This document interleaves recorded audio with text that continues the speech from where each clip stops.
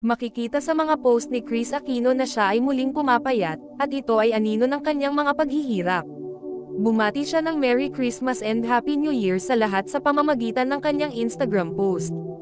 Samantala, ipinapayo ng kanyang doktor na ibalik ang nawalang timbang.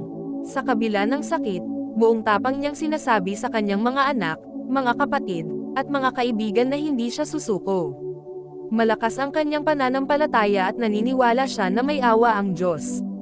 Kita sa mga video na bumibisita ang mga kaibigan ni Kris at hindi siya pinapabayaan ng mga mahal sa buhay.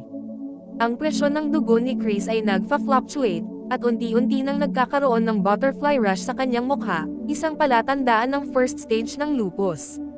Wala siyang ganang kumain, ngunit sa kanyang strong na personalidad naniniwala siya sa malaking pag-asa, at unti-unti niyang tinatry at tumulong sa sarili na kumain upang makabalik sa kanyang timbang at maging malusog muli.